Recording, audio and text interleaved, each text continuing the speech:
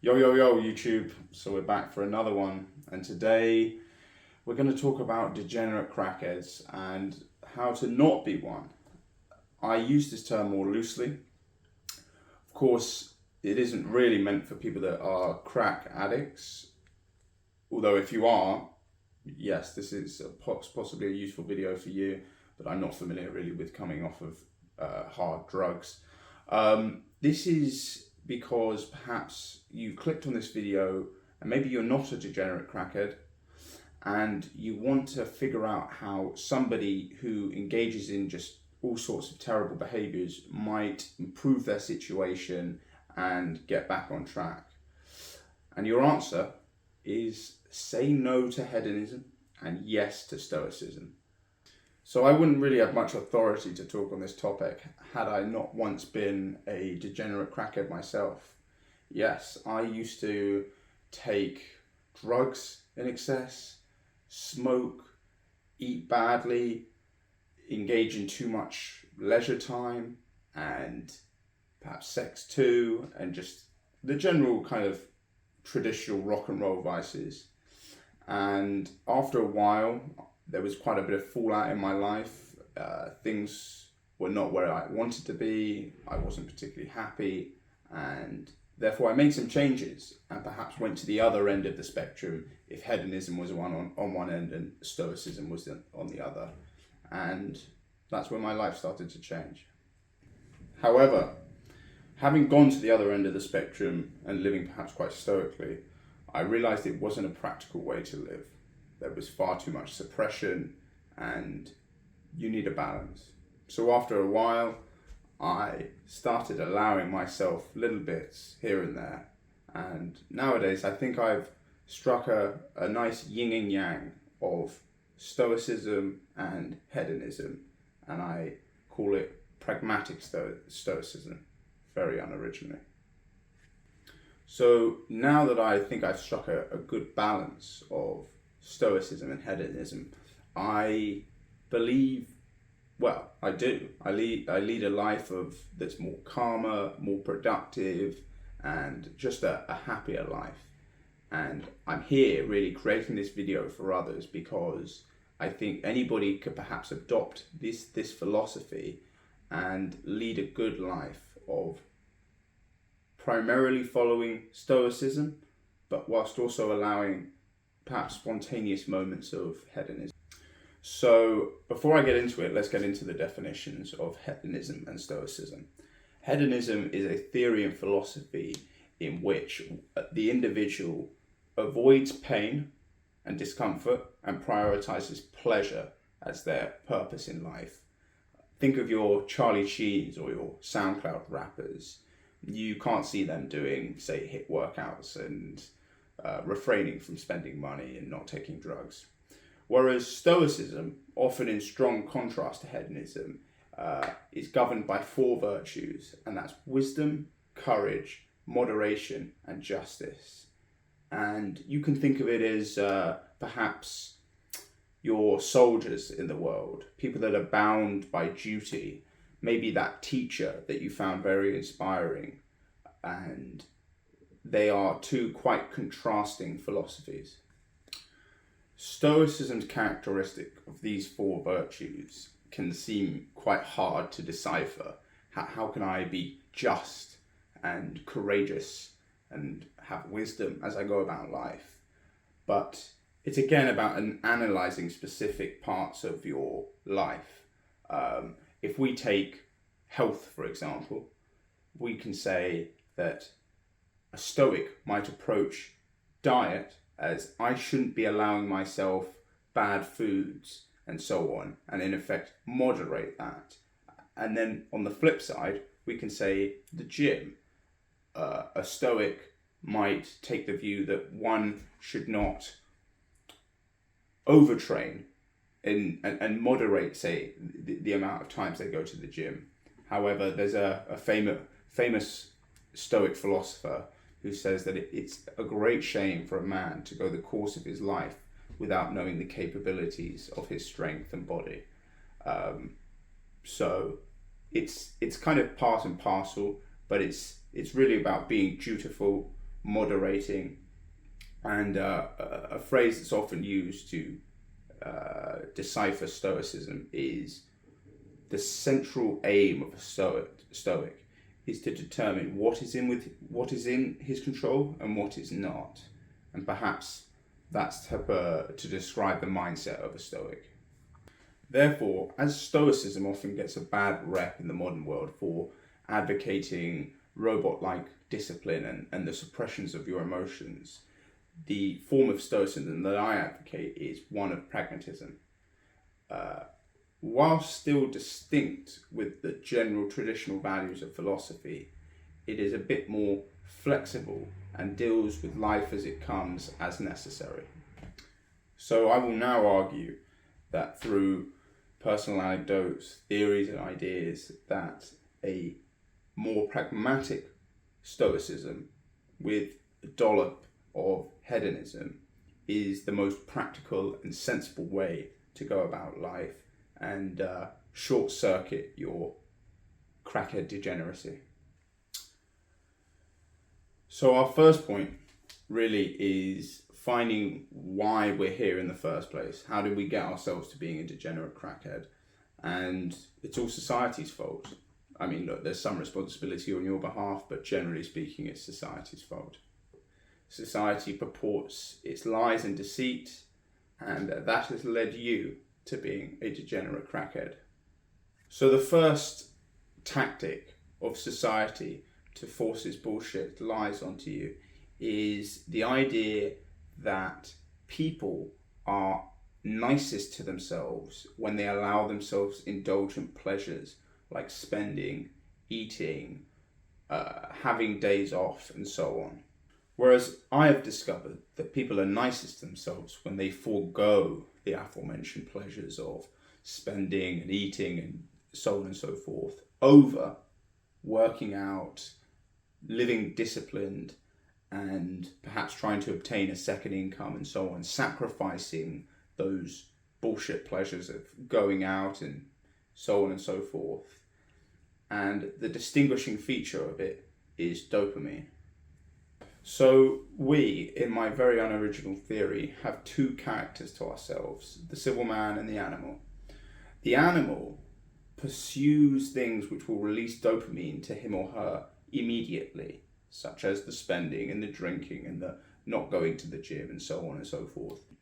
Think about what you really want to do right now. Perhaps you're watching YouTube, which is a immediate pleasure for dopamine, whereas the civil man or woman is able to postpone these immediate pleasures and ultimately immediate dopaminergic releases so that down the line the individual can experience the more consistent release of dopamine in a different form.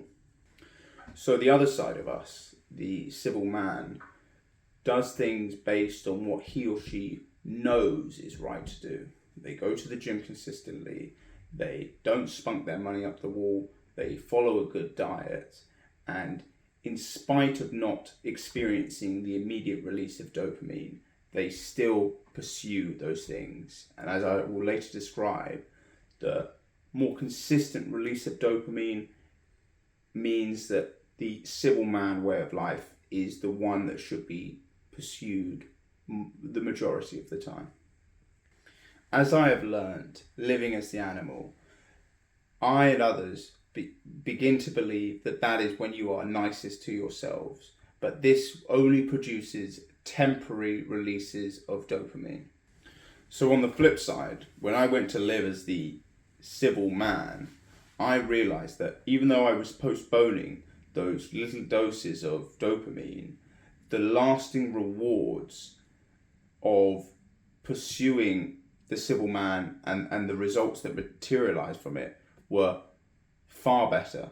There was a quiet sense of confidence. I could take pride in myself, and it wasn't the immediate kind of scoff my face bullshit of dopamine. It was a more flat line, though higher, more consistently. So I'm not a scientist, but the important thing about it is that they are two different dopamine responses, when you pursue the animal, you have peaks and troughs of dopamine. And when you pursue the civil man, though you might not be able to reach the peaks of the kind of dopamine releases with it as the animal, you are able to have a more consistently higher level of a dopamine experience. And it's a different kind of dopaminergic release. The animal is characterized kind of by just intense euphoria, perhaps. Whereas with the animal, the civil man, it's a more quiet sense of confidence, a sense of pride that you take in yourself. And perhaps when you eat that bit of food, say that, I don't know, fucking scoffing a dozen of Krispy Kremes, the post-nut clarity of it brings you back down, brings you down to earth. Whereas when you have the civil man, you might, on occasion, as I will later describe, be able to scoff 12 donuts and not have that guilt about it. You won't have that drop. And much like, say, if you're scrolling on Instagram, I wouldn't know, and you see people working out or you see people doing well for themselves, when you have that quiet sense of confidence, those things are not going to bring you down because you have the pride in yourself. You are doing what you can do to be the best you. And therefore, it's society's lies which tell you to pursue the things that make you happy and nicest to yourself. But actually, it's when you forego those immediate pleasures and make sacrifices in which, after a while, you will ultimately be able to moderate those bad things and generally lead a better life. The phrases such as, "you're only in your 20s once," is purported by weekend warriors. These people, they work Monday to Friday, probably doing something which they don't really want to be doing. And so when the weekend comes around, their only opportunity to really enjoy themselves, why on earth would you do anything that is not exactly what you want to do? And so if you live a life of misery from Monday to Friday, not being able to fully take pride in yourself, by the time the weekend comes around, you feel that you have to do things which are for you and are nicest for yourself.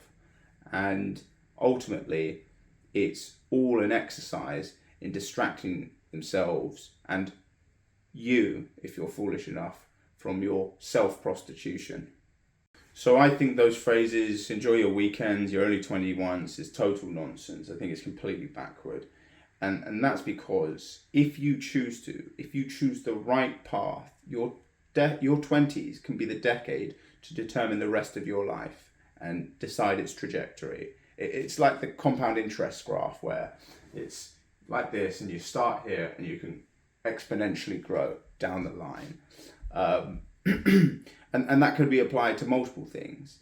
If you get your health right in your early 20s, it's easier to build muscle and maintain it throughout the rest of the period than having to do it when, say, your hormones are less and you've got less energy and more time commitments and so on, say, in your 30s. And as I just described, the same applies to your money. And I'm going to quote the idea from MJ DeMarco from the book, though quite cliche, The Millionaire Fastlane. It's a great book, don't write it off.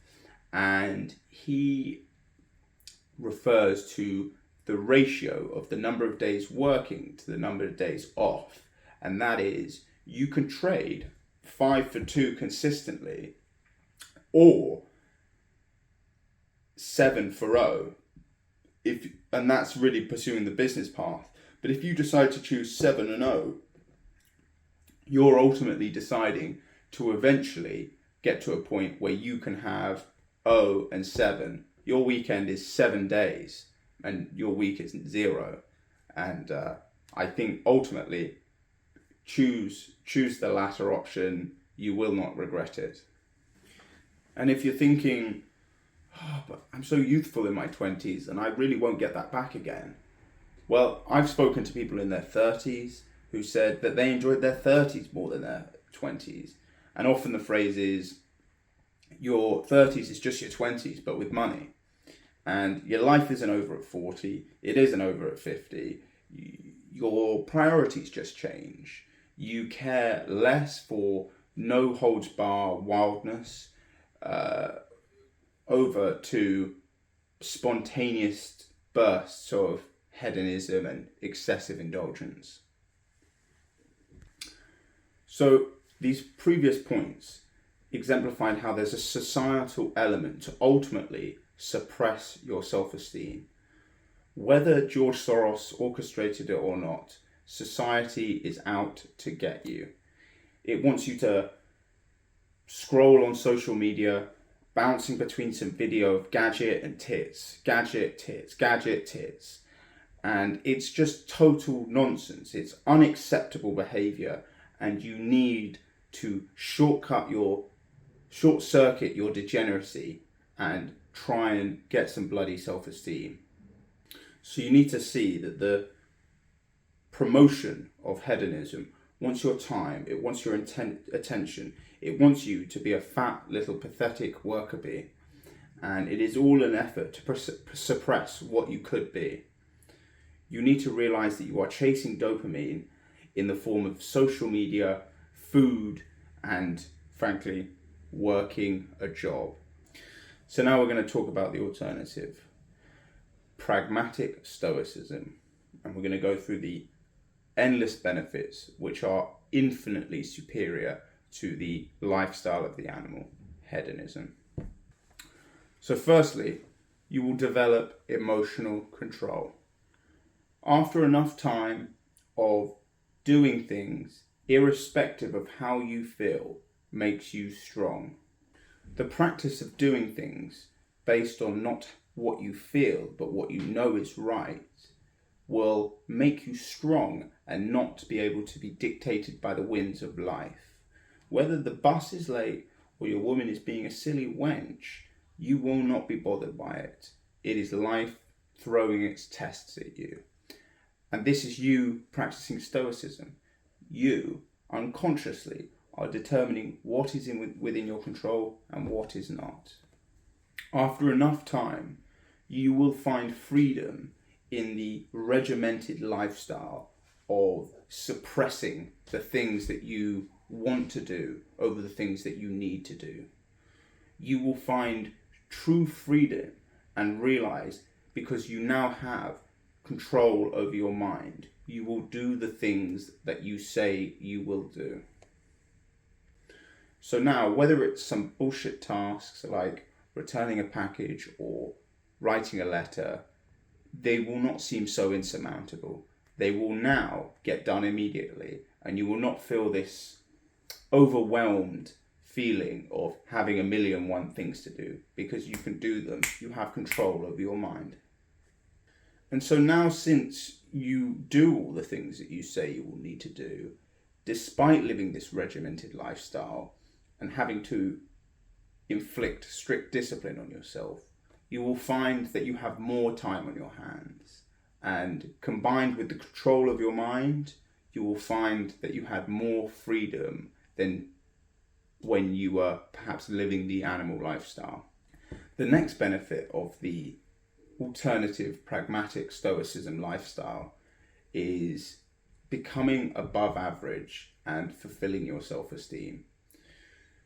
I've done a video on this and you can go and watch that, but after a while of consciously or not practicing the virtues of Stoicism and leading a ruthlessly efficient lifestyle, you will then feel comfortable to start pushing the boundaries of your comfort, and therefore you will start to achieve things which perhaps prior to engaging in this lifestyle you did not think possible.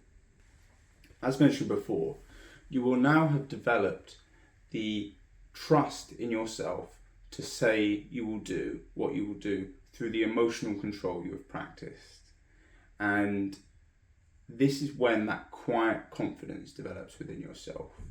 That quiet confidence feeds your self-esteem, and ultimately you begin to push the boundaries of what you thought was capable. And for me personally, I think this is the ultimate benefit of pursuing the Stoic lifestyle. So it seems like throughout this video I've trashed hedonism and I exclusively advocate Stoicism. But as I said at the beginning, a blend is what you want, 80-20. Stoicism helped me achieve some wonderful things in my life. But after a while, I was a little bit miserable. I perhaps suffered unnecessarily and didn't realize that it was perhaps self-inflicted. And after a while, I realized, and this was the key metric, that if I allowed myself this donut or took this day off at the gym or did X, Y, and Z, which wasn't coherent with my strict regimen, it would not derail all the good work I've put in. and the issue is, in the UK especially, that sometimes you can find the premise of going out and, say, socializing is it's centered around a culture of drinking, going to the pub, going to the club, whatever it is, these pits of degeneracy. And importantly, when you strike that balance, you're able to enjoy those moments of hedonism far more than if your life was primarily hedonistic. Those spikes of dopamine that you used to get when you lived a shitty hedonistic lifestyle could, say, get you to a 6 out of 10.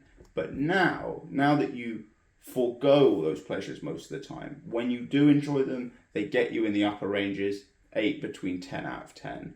And this is really and truly why I advocate for the blend, to keep your mental health right, to enjoy those hedonistic moments more. So to end, we've now got 2 poignant quotes from the Stoic school of thought, and specifically Marcus Aurelius, allegedly the last great Roman emperor.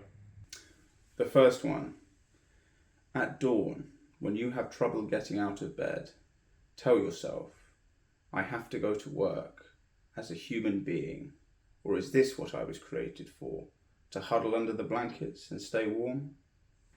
The second one is, let us prepare our minds as if we'd come to the end of our life. Let us postpone nothing. Let us balance life's books each day. The one who puts the finishing touches on their life each day is never short of time. So to wrap this bitch up, we've talked about a lot of stuff today, from philosophical concepts such as Stoicism and hedonism, ideas of the civil man and the animal, and how society's out to get you. And I hope that through my explanations and practical scenarios, you are able to apply them to your life and perhaps enact them so that you can lead a better and healthier lifestyle.